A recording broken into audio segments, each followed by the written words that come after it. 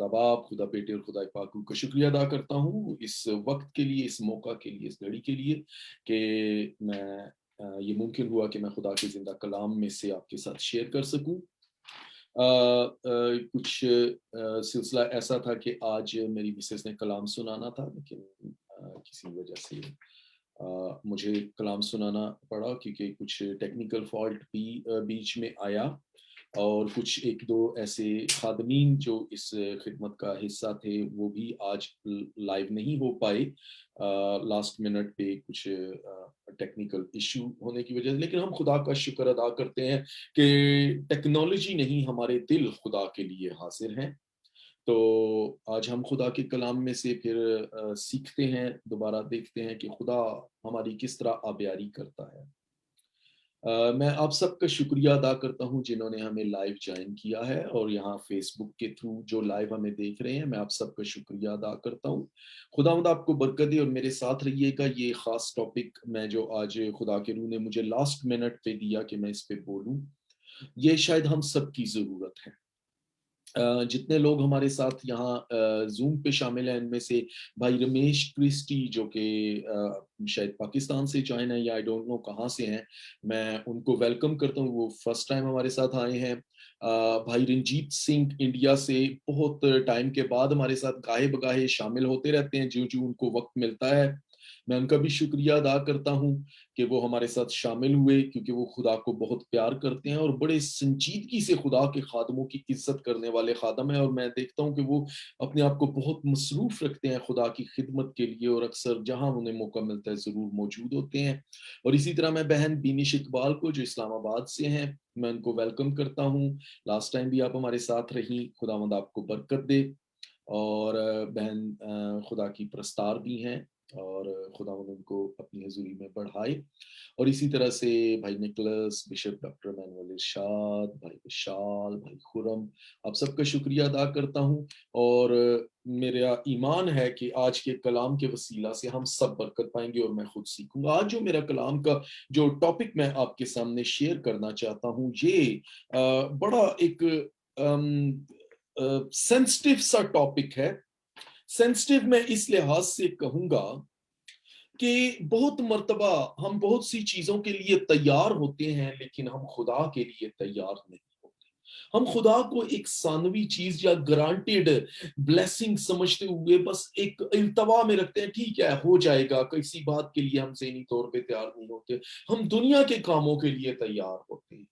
अगर आपको कहा जाए कि किसी मुल्क का वजीर आजम या क्वीन ऑफ इंग्लैंड जो है एलिजाबेथ, उससे आपको मिलना है, तो आप शायद महीनों पहले उसकी तैयारी करेंगे। आप रात को सोएंगे नहीं। हम पता नहीं क्या क्या सोच के रखते हैं कि हमने किस तरह से उससे मुलाकात करनी है और क्या होगा, और हम बहुत से प्लान करते हैं। हमने कहीं जाना हो, हम पहले से प्लान करते हैं। हमने जॉब पे जाना है, हमारे पास पहले से प्लानिंग होती है। हमने रिश्तेदारों से मिलना है, हमने किसी शादी ब्याह की तकरीब में जाना है। लेकिन क्या हम खुदा के लिए तैयार होते हैं? क्या हम खुदा के लिए अपने आप को मुहैया करते हैं? आज इसी टॉपिक के ताल्लुक से मैं बात करना चाहूंगा कि हम खुदा के लिए कैसे तैयार हो सकते हैं। रोमियो के खत उसके 12 बाब की दूसरी आयत में लिखा है, इस जहान के हम शक्ल ना बने। रोमियो का खत उसके 12 बाब की दूसरी आयत के अंदर मैं आपके सामने ये पढ़ता हूं ताकि हम सब इससे सीखें। दूसरी आयत के अंदर लिखा है, और इस जहान के हम शक्ल ना बनो, बल्कि अकल के नई हो जाने से, बल्कि अकल नहीं हो जाने से अपनी सूरत बदलते जाओ, ताकि खुदा की नेक और पसंदीदा और कामिल मर्जी तजर्बा से मालूम करो। तो हमें अपनी सूरत, रूहानी सूरत को नया करना है। हम एक पुरानी सूरत के साथ चल रहे हैं और हमने अपने आप को खुदा के मयार के मुताबिक पेश करना है, ढालना है। किस तरह हम उसके लिए तैयार हो सकते हैं? ये वो है जो बादशाहों का बादशाह है, हमें उसके लिए कैसे तैयार होना है। और हम इस तालीमी हिस्सा के अंदर मैं खुद भी हम सीखेंगे कि ईमान का लेवल या ईमान का जो मयार है, हम उसमें कैसे तरक्की कर सकते हैं। क्योंकि यहाँ पौलुस रसूल यही कह रहा है कि इस जहान के हम शक्ल ना बनो, बल्कि عقل نہیں ہو جانے سے اپنی صورت بدلتے جاؤ. تو ہم نے کس طرح سے عقل کو نیا کرنا ہے, کس طرح سے اپنے آپ کو خدا کی حضوری میں اس کے معیار اور لیول تک لے کر آنا ہے. اور پھر ہم دیکھتے ہیں پطرس کے پہلے خط کے 4 باب کی پہلی 5 آیات بڑی خوبصورتی سے ہمیں الہی مکاشفہ کے طور پر تیار کر رہی ہیں. میں آپ کے سامنے پطرس کا پہلا خط اس کے 4 باب کی پہلی 5 آیات پڑھوں گا. وہاں یہاں خدا کے کلام میں لکھا ہے, پس جب کہ مسیح نے جسم کے اعتبار سے دکھ اٹھایا تو تم بھی ایسا ہی مزاج رکھو.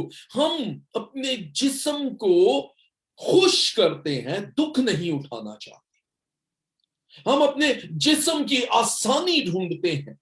لیکن یہاں پر جو ہمیں بتایا جا رہا ہے, میں ٹاپک یاد رکھیے گا کہ ہم نے عقل کو کیسے نیا کرنا ہے, لیکن عقل کو نیا کرنے کے لیے جو معیار ہے اس معیار سے ہم نے کیسے گزرنا ہے اور اس کس طرح اپنے آپ کو تربیت کرنی ہے. ایک باڈی بلڈر ہے, اگر کسی مقابلہ میں جانا ہوتا ہے تو وہ تیاری کرتا ہے, مشق کرتا ہے. ایک ریسلر جو ہے وہ ریسلنگ کی تیاری کرتا ہے. ایک کرکٹر کسی بڑے میچ کے لیے پہلے سے تیاری کرتا ہے, نہ صرف وہ اس گیم کی بلکہ اپنی روحانی, جسمانی اور ذہنی ترقی کے لیے وہ کام کر رہا ہوتا ہے. وہ اپنی خوراک کا خیال رکھتا ہے کہ بیمار نہ پڑ جائے. وہ اپنے جسم کی ایکسرسائز کرتا ہے کہ میں تھک نہ جاؤں.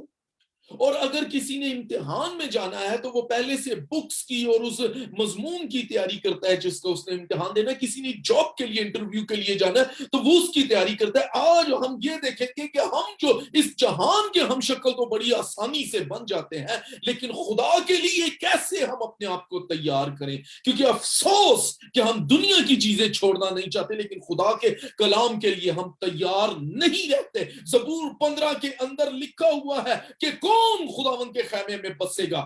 وہ جو پاک دل ہے, جو اپنی زبان پر قائم رہتا ہے, جو مضبوط ہے, جو ہٹتا نہیں ہے, جس نے کلام کو اپنے دل میں رکھ لیا ہوا ہے. ورنہ ہم خدا کے خیمہ میں نہیں بسیں گے, ورنہ ہم کسی اور خیمہ میں بسیں گے. تو اس لحاظ سے پطرس کے پہلے خط کے 4 باب کی پہلی 5 آیات میں, پس جبکہ مسیح نے جسم کے اعتبار سے دکھ اٹھایا تو تم بھی ایسا ہی مزاج اختیار کر کے ہتھیار بند بنو. تم بھی ایسا ہی مزاج اختیار کر کے ہتھیار بند بنو, کیونکہ جس نے جسم کے اعتبار سے دکھ اٹھایا اس نے گناہ سے فراغت پائی. جس نے بھی تم ایسے ہی بنو, کیونکہ جس نے بھی جسم کے اعتبار سے دکھ اٹھایا. اور پولس کہتا ہے میں اپنے جسم کو مارتا, کوٹتا اور اسے قابو میں رکھتا ہوں. وہ جسم سے اس حد تک, اور جسم کی خواہشات سے اور جسم کی تن آسانی سے اس حد تک دکھی تھا. وہ کہتا تھا ہائے اس گناہ کے بند سے کون مجھے رہائی دے گا. وہ جسم سے آزاد ہونا چاہتا ہے. وہ کہتا ہے کاش کہ میں کوچ کر کے مسیح کے پاس جا رہا ہوں. تو اس جسم کو میں باقی آیات آپ اپنے گھر میں پڑھ لیجئے گا, یا آپ کے پاس بائبل ہے پڑھ لیں آگے اسی 4 باب کی 5ویں آیت تک. لیکن میں وقت کی نزاکت سے اس ٹاپک کو نہیں چھوڑنا چاہ رہا کہ ہم کس طرح اس جہان کے ہم شکل نہیں بن سکتے, بلکہ کس طرح ہم خدا کی حضوری میں اپنے آپ کو تیار کریں, مشق کریں, اور اس کے لیول تک, اس کے معیار تک کیسے پہنچیں. اس کے لیے 5 چیزوں کا ہمیں جاننا سیکھنا ضروری ہے. سب سے پہلی چیز جو ہے, ایماندار مسیح کے وسیلہ سے گناہ سے پاک کیے جاتے ہیں. اور مسیح پر ایمان جو ہے وہ یہ کوئی ثانوی چیز نہیں ہے, یہ ہماری زندگی میں پرائرٹی ہونی چاہیے. جب تک ہم مسیح پر ایمان رکھنے کے دعوے تو بہت سے کرتے ہیں, لیکن جب تک ہم پریکٹیکلی عملی طور پہ اس کے ساتھ شامل نہیں ہوں گے, ہمارا ایمان کھوکھلا رہے گا. یسوع مسیح نے بہت سے لوگ ایمان کے دعوے کر رہے ہوتے ہیں, بہت سے لوگ دعوے کرتے ہیں, لیکن یسوع مسیح کو اپنانا, یسوع مسیح نے کیا کہا کہ جو کوئی مجھ سے زیادہ کسی اور چیز کو عزیز رکھتا ہے وہ میرے لائق نہیں ہے. لیکن کیا ہم یسوع مسیح کے لائق ہیں؟ آج خود ایمان سے اپنے آپ سے پوچھیں. ہم اپنے رشتہ داروں کو, اپنی جاب کو, اپنی ضروریات کو, اپنی خواہشات کو, اپنی پسندیدہ چیزوں کو, اپنی لگژریز کو اپنی تاناسانی کو، اپنی نیند کو ہم جو ہے وہ اہمیت دے رہے ہوتے ہیں، پرائرٹی دے رہے ہوتے ہیں. اس کا مطلب ہے یسوع پیچھے رہ جاتا ہے. ہم ان چیزوں کو زیادہ اہمیت دے رہے ہیں. ہم اس کے لائق نہیں ہو سکتے. ہم اسی صورت میں گناہ سے رہائی پائیں گے جب ہم یسوع مسیح کو سامنے رکھیں گے. تو پہلی بات یہ یاد رکھیں کہ مسیح پر ایمان ہمیں گناہ سے رہائی دیتا ہے. جیسا ابھی پطرس کے خط میں نے یہ پڑھا ہے کہ جب ہم جسم سے دکھ اٹھاتے ہیں تو گناہ سے فراغت پاتے ہیں. اور یسوع مسیح پر ایمان لانا در حقیقت جسم کا انکار اور جسم کی خواہشات کو چھوڑنا. ہم اپنے گناہوں کے باعث کیا ہیں؟ جہنم کی سزا کے مستحق ہیں. تو بھی مسیح نے ہمارے تمام گناہوں کی قیمت چکا دی. تو کیا وہ ورک نہیں کرتا کہ ہم اس کو پرائرٹی دیں، اس کو اہمیت دیں، اس کو پہلا درجہ دیں جس نے ہمیں گناہوں سے رہائی دی؟ اگر دنیا میں کوئی ہم پر ایک احسان کر دیتا ہے، ہماری کچھ ہیلپ کر دیتا ہے، کچھ مدد، ہم اس کا ساری زندگی احسان نہیں بھولتے، بلکہ دوسروں کے سامنے بھی بیان کرتے ہیں کہ یہ بندہ بہت اچھا ہے، اس نے میرے ساتھ یہ بھلائی کی. یہاں تو وہ ہے جس نے ہمارے گناہوں کو اپنے اوپر اٹھا لیا اور ہماری موت کو، ہماری سزا کو، ہمارے دکھوں کو اس نے برداشت کیا. تو سب سے پہلا جو بات یقین کرنے کی، لرن کرنے کی، اپنے ذہن کو تیار کرنے کی، اور اس جہان کے ہم شکل نہ ہونے بلکہ عقل کے نہیں ہو جانے کی جو پہلی چیز ہم نے سیکھنی ہے، وہ یہ سیکھنی ہے کہ ہم گناہ کے اعتبار سے صرف اور صرف یسوع مسیح کے وسیلے سے پاک کیے جا سکتے ہیں اور پاک ہوتے ہیں. اور جو مسیح پر ایمان لے آتے ہیں وہ نجات کا مفت انعام حاصل کرتے ہیں، کیونکہ انہیں اس کی قیمت نہیں دینی پڑتی بلکہ اس کی قیمت خود یسوع نے چکا دی ہے.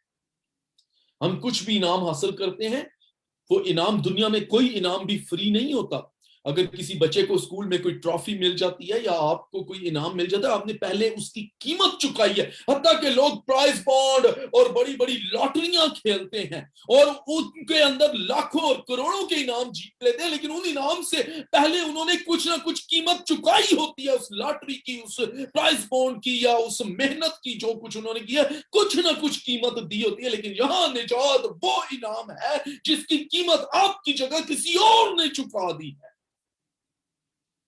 تو عقل کے نہیں ہو جانے سے ہم خدا کے لیول پر اور خدا کے معیار پر پورے اترتے ہیں. ہم اپنی مذہبی کاوشوں سے، دعاؤں، روزوں، ریاضتوں اور نیکی کے کاموں اور خیرات کرنے اور اس طرح کی اخلاقی خوبیوں کے باعث نہیں خدا کے فضل کے لائق بنتے.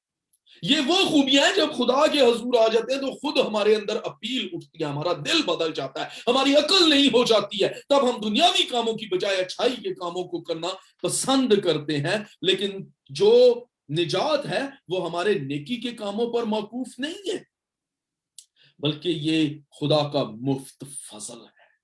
تو سب سے پہلے عقل کے نہیں ہو جانے اور خدا کے معیار اور لیول پر آنے کے لیے ہمیں یہ بات جاننی ہے کہ مسیح کے وسیلے، اس پر ایمان کے وسیلے ہم گناہوں سے فراغت پاتے ہیں.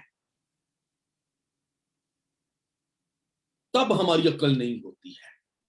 دوسری چیز کہ ہم انسانی گناہ آلودہ خواہشات کی اسیری میں زندگی نہ گزاریں. انسانی گناہ آلودہ خواہشات کی اسیری، ہم ان کے غلام ہیں.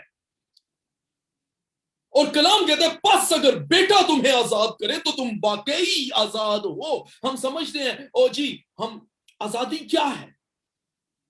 آزادی یہ نہیں ہے کہ آپ جو مرضی کریں. آزادی کلام کے مطابق سمجھیں، اس کا صحیح مفہوم یہ ہے کہ میں آزاد ہوں، میں گناہ نہ کرنے میں آزاد ہوں. اگر آپ گناہ کرتے ہیں، آپ کو پتہ ہے کہ گناہ جو ہے وہ غلط ہے، پھر بھی آپ کرتے ہیں، اس کا مطلب ہے کہ آپ آزاد نہیں ہیں. آپ آزاد مرضی سے گناہ نہیں کریں بلکہ گناہ کے غلام ہیں جو آپ کو زبردستی کچھ نہ کچھ کروا رہا ہے. تو یہ غلط العام صحیح کو صحیح نہ سمجھے. یہ اتنی عام غلطی ہے کہ آزاد ہونے کا مطلب سمجھتے ہیں کہ ہم سب کچھ کرنے میں آزاد ہیں. ایکچولی آزاد ہونے کا یہ مطلب ہے کہ میں گناہ نہ کرنے میں آزاد ہوں. اگر آپ گناہ کرتے ہیں تو پھر آپ آزاد نہیں ہیں، آپ گناہ کے غلام ہیں جو آپ سے گناہ کرا رہا ہے. تو انسانی گناہ آلودہ خواہشات، ہم اپنی لگژریات سے نہیں آزاد ہونا چاہتے، اپنی خواہشیں ہمارے اندر ایک کچھ نہ کچھ ہمیں ارج کر رہا ہوتا ہے کہ یہ کرو، اس طرح کرو، اس طرح کرو. تو انسانی گناہ آلودہ خواہشات کی اسیری میں زندگی نہ گزارنا دوسرا سٹیپ ہے عقل کے نہیں ہو جانے کے باعث خدا کے لیول اور خدا کے معیار پر اترنے کا. کیا ہم ایسا کرتے ہیں؟ انسانی خواہشات، انسانی گناہ آلودہ خواہشات ہمارے اندر تبدیلی پیدا، ہمیں تبدیل کر دیتی ہیں. ہم خدا کے معیار کے لائق نہیں رہتے، ہم بدل جاتے ہیں اور ہم ہر روز بدل جاتے ہیں. لیکن پولس یہاں اس کا اپوزٹ کہتا ہے کہ اگر گناہ کے باعث بدل رہے ہو تو کیوں نہ تم عقل کو بدلنا شروع کر دو. کون سی چیز ورتھ ہے، عقل کو بدلنا یا اپنے آپ کو بدلتے جانا؟ اور بالآخر ہم اینڈ ہو جاتے ہیں.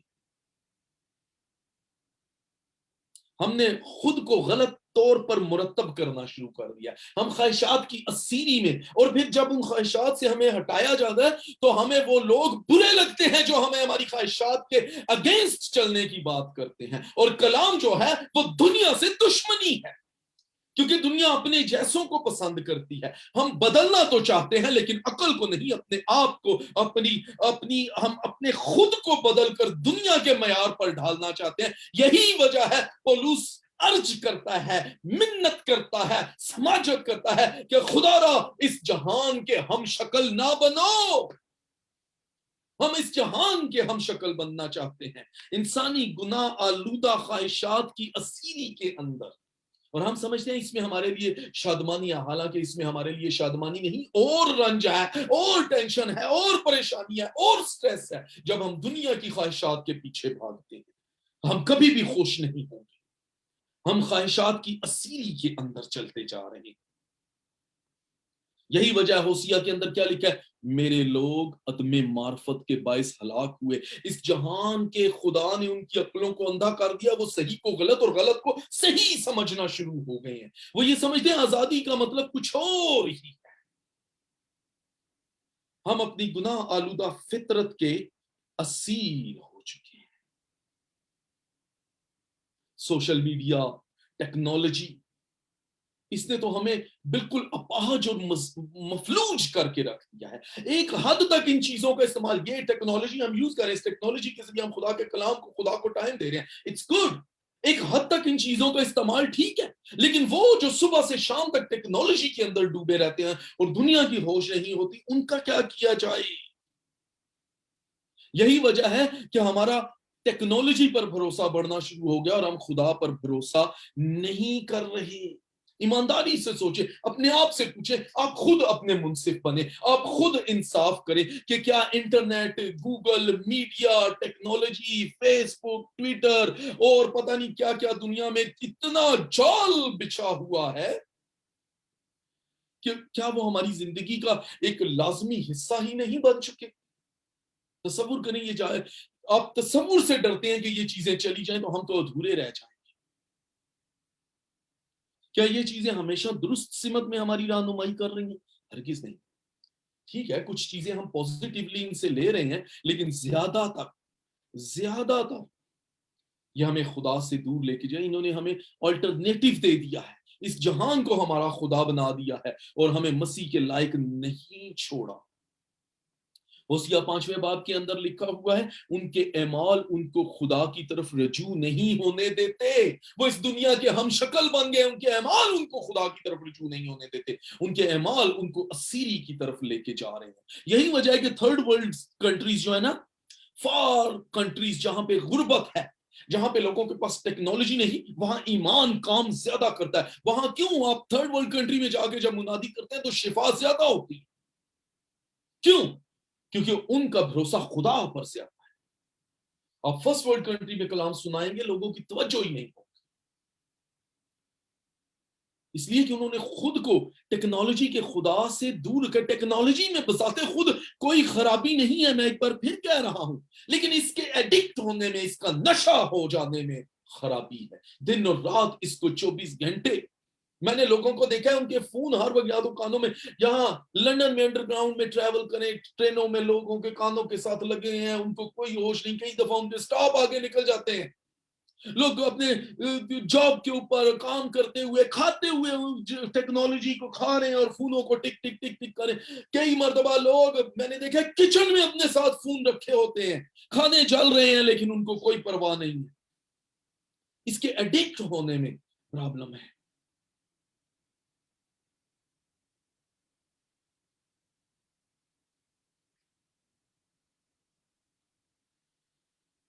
یہی وجہ ہے کہ اب بہت سے کنٹری اس بات سے پچھتا بھی رہے ہیں کہ ہم نے ٹیکنالوجی کو بہت زیادہ, اتنا زیادہ لوگوں کی ضرورت بنا دیا ہے کہ وہ بہت سے نقصانات کا باعث بن رہے ہیں. اب فرانس میں بہت سی جگہوں پہ پہلے کسی دور میں وینڈنگ مشینوں سے چاکلیٹ نکلتی تھی, ابھی بھی ہے. آپ وینڈنگ مشین میں اپنا کارڈ ڈالتے ہیں یا پیسے ڈالتے ہیں, چاکلیٹ نکال لیں, ڈرنک نکال لیں, جو کچھ بھی. اب فرانس نے ایک سسٹم کیا ہے کہ فرانس کے اندر اب بجائے بہت سی ایسی وینڈنگ مشینیں ایئرپورٹس کے اوپر اور ٹرین اسٹیشنز کے اوپر انہوں نے لگا دی ہیں کہ ان میں آپ کو بکس نکلیں گی, کہانیاں نکلیں گی, چھوٹے چھوٹے کتابچے نکال سکتے ہیں آپ, تاکہ آپ ٹیکنالوجی سے ہٹیں اور آپ کتابیں پڑھیں. لوگ کتابوں سے دور ہوتے جا رہے ہیں. ہم نے اس جہان کے خدا کو اپنے آپ کو تبدیل کرنے کا موقع دے دیا ہے. ہم غلط طور پر مرتب ہوتے جا رہے ہیں, ہمارے جسم میں تبدیلی آ رہی ہے. پولس کہتا ہے عقل کو نیا کرو, جسم کو نہ بدلو. چنائی میں پچھلے دنوں ایک خبر تھی کہ ایک 7 سالہ بچے کے منہ سے چھوٹے چھوٹے 480 دانت نکالے. 7 سالہ بچے کے منہ میں میکسیمم 20 دانت ہوتے ہیں اور 32 دانت ایک اڈلٹ کے منہ میں ہوتے ہیں, ایک جوان انسان کے منہ میں ہوتے ہیں. چھوٹے بچے کے منہ سے 400, اور یہ خبر انٹرنیٹ پہ بھی موجود ہے. آپ ٹائپ کریں کہ چنائی میں بچے کے منہ سے 480 دانت نکلے, وہ پوری اس کی تصویر اس میں آ جائے گا سارا کچھ. اور ڈاکٹر حیران تھے, لیکن پھر ان کا جب بورڈ بیٹھا, انہوں نے ساری ٹیکنالوجی سب کچھ دیکھا, تو وہ ٹیکنالوجی کی وجہ سے کہ ٹیکنالوجی نے اس بچے کے جسم کو بدل دیا, کیونکہ اس کی ٹیکنالوجی کی ریز نے اس کے ڈی این اے میں تبدیلی پیدا کرنا شروع کر دی. وہ انسان کا ڈی این اے جو 32 دانت میکسیمم پیدا کر سکتا ہے, وہ نان سٹاپ پیدا کیے جا رہا ہے. اس کے منہ کے اندر, تالو کے اندر, اس کے سارے منہ کے اندر دانت ہی دانت, اور نہ کھا سکتا تھا نہ پی سکتا تھا. اور جب ڈاکٹروں نے ایکس رے کیے اور ان کے ہوش اڑ گئے, 480 دانت. اور جب انہوں نے دیکھا تو وہ بچہ ہر وقت ٹیکنالوجی کے اوپر بیٹھا رہتا تھا, گیمیں کھیل رہا تھا, یوٹیوب دیکھ رہا ہے, اور وہ اس کی ریز اس کو نہیں پتا, لیکن انٹرنیٹ کی جو ان سین ریز ہیں وہ اس کو کس طرح بدن کو تبدیل, وہ غلط طور سے مرتب ہو رہا ہے. اور پولس یہی کہتا ہے کہ اس جہان کے ہم شکل نہ بنو, بلکہ مسیح کے معیار پر پورا ہو. پھر تیسری چیز, ہمیں اپنے ماضی کو چھوڑنا. افسوس کہ ہم اپنا حال چھوڑ چکے ہیں. عقل کے نہیں ہو جانے کا ایک اور گرتی سا ہے کہ ماضی کو چھوڑ دو, ماضی کی غلطیاں, ماضی کے گناہ نہ یاد کرو, ماضی کی غلطیاں نہ دہراؤ. لیکن افسوس ہم اپنا حال چھوڑ چکے ہیں. ہم ٹیکنالوجی میں اور دوسری چیزوں میں اور جسم کی خواہشات کے پیچھے وقت کو ہی بھول چکے ہیں. ہم کیا کر رہے ہیں, ہم کہاں ہیں؟ وقت ہمارا ہے, ہم نے اس کو استعمال کرنا ہے, لیکن ہم کسی اور چیز کے پیچھے بھاگے جا رہے ہیں اور ہم بد سے بدتر ہوتے جا رہے ہیں. ہم نے اپنے حال پر تو غور, اپنے حال پر غور کرو, ورنہ حالات کبھی تبدیل نہیں ہوں گے. یسوع مسیح نے لوکا کی انجیل میں ایک مثال بتائی تھی کہ جب ایک بدرو ایک آدمی میں سے نکلتی ہے تو سوکھے مقاموں میں جگہ ڈھونڈتی, اور جب نہیں پاتی تو کہتی میں اپنے پرانے گھر میں خوش رہوں گی, خوش تھی, ٹھیک تھی. اور وہ واپس آ کر اسے جھڑا ہوا, کیوں جھڑا ہوا پاتی ہے؟ کیونکہ اس نے اپنے حال پہ کبھی غور ہی نہیں کیا. اس نے اپنے بارے میں سوچا, اپنے آپ کو تو خالی رکھا, کسی اور چیز کے پیچھے بھاگتا رہا, اور پھر وہ اپنے سے زیادہ بری چیزیں لے کر اس میں آ جاتی ہے, اور اس آدمی کا حال پہلے سے بھی برا ہوتا ہے. ہمیں اپنے ماضی کو چھوڑنا ہے, اپنے حال کو نہیں. ہمیں اپنے ماضی کو چھوڑنا ہے, اپنے حال کو نہیں. ہم نے اپنے حال کو بے حال کر لیا ہوا ہے, ہم نے خود کو ہی بے حال کر لیا ہوا ہے. تو پھر کیسے ہم خدا کے معیار پر پورا اتر سکتے ہیں؟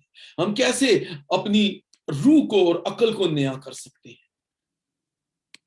ہم دعوے تو کرتے ہیں کہ مسیح سے, لیکن مسیح کے ہم نہیں ہیں لائک. یسوع مسیح نے یہ کہہ دیا, خود انصاف سے میں نہیں کسی پہ الزام لگا رہا, نہ میں کوئی کون ہوتا ہوں کسی پہ الزام لگانے والا, لیکن ہم خود سے انصاف کریں کہ کیا ہم مسیح کے لائق ہیں؟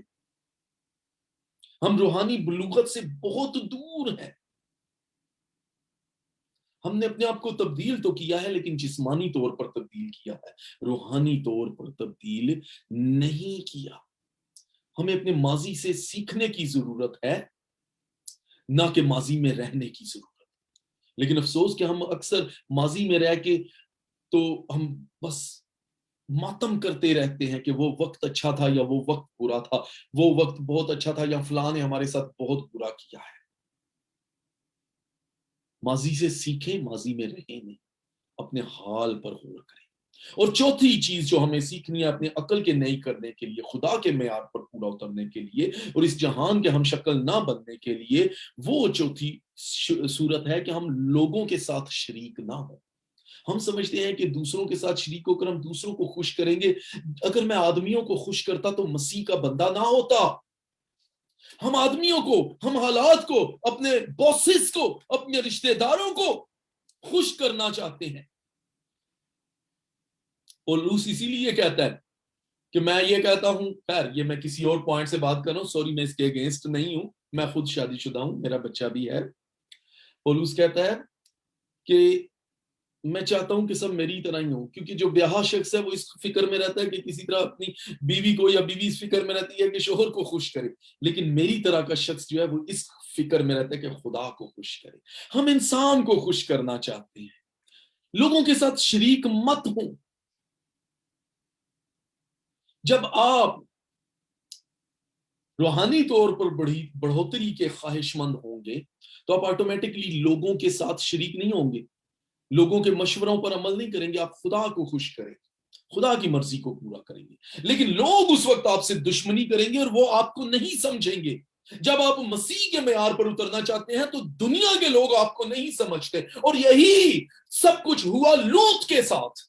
وہ خدا کی مرضی کو پورا کرنا چاہتا تھا، ان لوگوں کی مرضی کو پورا نہیں کرنا چاہتا۔ وہ لکھا ہے کہ ان لوگوں نے اس کو مسخرہ جانا، پاگل سمجھا، دیوانہ سمجھا۔ وہ ان کی نظر میں، لکھا ہے وہ ان کی نظر میں مزقہ خیز معلوم ہوا۔ دنیا کے ساتھ جب چلیں گے تو دنیا کیسے کام کریں گے تو وہ آپ کے ساتھ خوش ہوں۔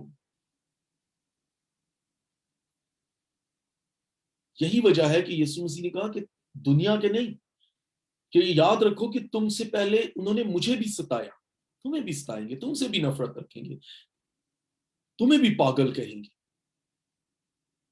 اس لیے کہ وہ اس معیار کو نہیں سمجھ سکتے۔ غلطیوں کے خط میں وہ اسی لیے اللہ اعلان کہتا ہے کہ اب میں آدمیوں کو خوش کرتا ہوں یا خدا کو؟ اگر اب تک آدمیوں کو خوش کرتا تو مسیح کا بندہ نہ ہوتا۔ تو چوتھی چیز جو ہم نے سیکھنی ہے وہ یہ ہے کہ ہم لوگوں کے گناہوں میں اور لوگوں کے کاموں میں شریک نہ ہو۔ پولس بڑا واضح کہتا ہے کہ جلد دوسرے کے گناہوں میں شریک نہ ہو، اس کا یہ بھی مطلب روحانی طور پہ ہے کہ ان کے سے کام نہ کرو، ورنہ ہم ہیں تو لوگوں کے لیے بلیس کرنے کے لیے، لیکن کیا ہم ان کے کاموں میں شریک ہو کر ان سے پذیرائی چاہیں؟ نہیں، ہمیں مسیح کی پذیرائی کی ضرورت ہے، عقل کے نئے ہو جانے کی ضرورت ہے۔ ہم دنیا کے ہم شکل بننے کی کوشش کر رہے ہیں۔ اور پانچویں چیز جو آخری چیز ہے کہ ہم خدا کے معیار پر کیسے پورا اتر سکتے ہیں، اپنی عقل کو کیسے روحانی طور پر زیادہ خدا کے معیار کے مطابق کر سکتے ہیں اور دنیا کے ہم شکل نہیں بن سکتے، اس کے لیے پانچویں جو چیز ہے وہ یہ ہے کہ ہم خدا یسوع مسیح کے لیے تیار رہیں ہر وقت۔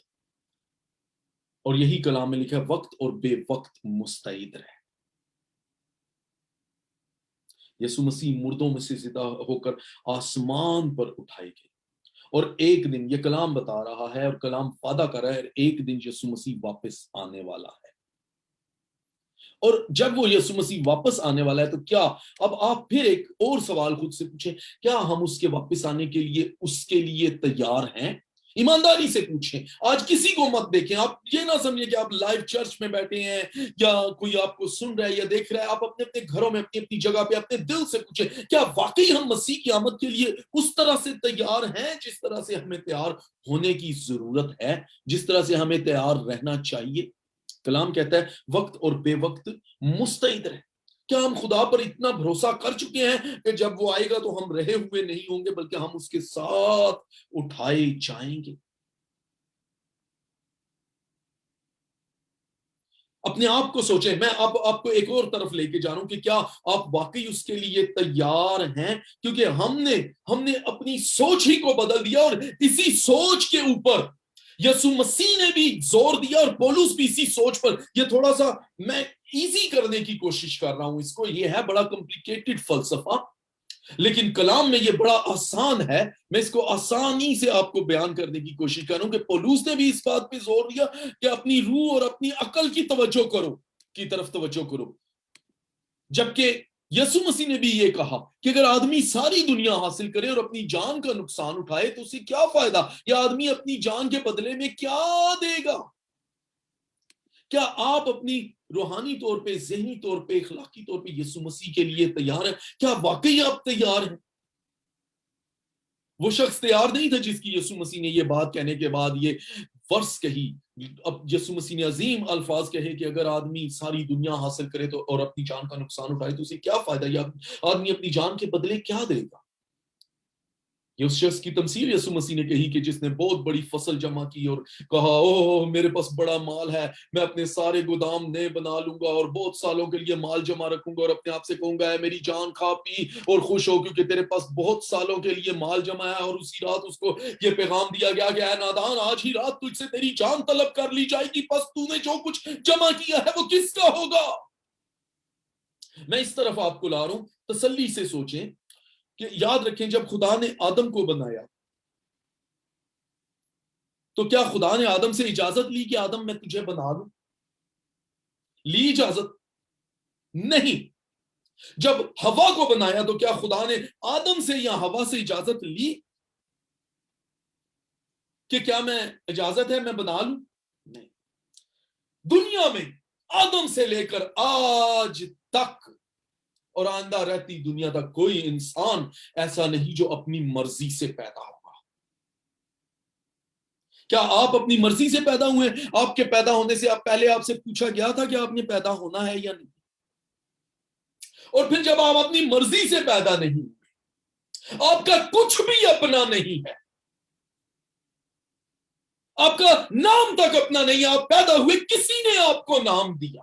آپ کے پاس جو نالج آپ سمجھتے آپ بڑے فلاسفر ہیں، بڑے اسپیکر ہیں، بڑا کچھ بولتے ہیں، یہ نالج بھی آپ کا نہیں ہے. یہ اس دنیا میں آنے کے بعد کتابوں نے اور سکولوں نے اور چرچوں نے اور جس معاشرے میں رہتے اس معاشرے نے آپ کو دیا. آپ کو تو اپنا کچھ نہیں، آپ کسی کو دے رہے ہو، آپ واپس لوٹا رہے ہو. یہ آپ کا ہے ہی نہیں، نالج تک آپ کا نہیں ہے. ایون کہ یہ جسم آپ کا نہیں ہے. یہ جسم بھی جب آپ پیدا ہونے کے بعد بڑا اور جوان ہوئے، اتنے آپ طاقتور ہو گئے، خوبصورت ہو گئے، یہ بھی اس دنیا کے اندر موجود پھل پھول پودوں خوراک نے آپ کو دیا ہے. وہ خوراک آپ کو بڑھاتی رہی ہے. آپ کا اپنا کچھ بھی نہیں ہے، ایک چیز بھی آپ کی نہیں ہے. لیکن ایک چیز آپ کی ہے، آپ کی سوچ. یہ سوچ جو آپ سوچتے ہیں وہ آپ کا ہے، آپ کا اندر آپ کا ہے، آپ کی روح آپ کی ہے. ریئل روح کبھی نہیں مرو گے. جو ریئل آپ ہیں، یہ جسم اس دنیا میں آیا نہ آپ کی مرضی سے تھا اور نہ ہی آپ کی مرضی سے اس دنیا میں رہے گا. آپ اپنی مرضی سے 100 سال 500 سال یا 50 سال نہیں رہ سکتے. جب جانا ہے یہ جانا ہے. آپ کی نہ آنے میں مرضی ہے، نہ جانے میں مرضی ہے، نہ پڑھنے میں مرضی ہے، نہ تعلیم میں مرضی ہے، کسی چیز میں بھی آپ کا کچھ نہیں. تو کس چیز کے لیے ورت ہے؟ ایک روح ہے. اگر آدمی ساری دنیا حاصل کرے، وہ دنیا بھی اس کی نہیں ہے. اگر آدمی ساری دنیا حاصل کرے اور اپنی جان کا نقصان اٹھائے، آپ کی جان ہی آپ کی ہے، آپ کی عقل ہی آپ کی ہے، آپ کی روح ہی آپ کی ہے. اور اسی کے بارے میں پولس کہتا ہے کہ اپنی عقل کے نئے ہو جانے سے ہم عقل کو ڈسٹرائے کر رہے ہیں، اور اس بدن کو جو ہمارا ہے ہی نہیں ہم اس کو پال رہے ہیں، اس کی خواہشات کو اس کی اس اسیری میں جی رہے ہیں، اس کی خواہشات کے پیچھے. عزیزو، اس بھید کو سمجھیں کہ یسوع مسیح آنے والا ہے. کیا آپ اس کے لیے تیار ہیں؟ آپ کی روح آپ کے لیے تیار ہے؟ آپ اپنی روح کے لیے کتنے فکر مند ہیں؟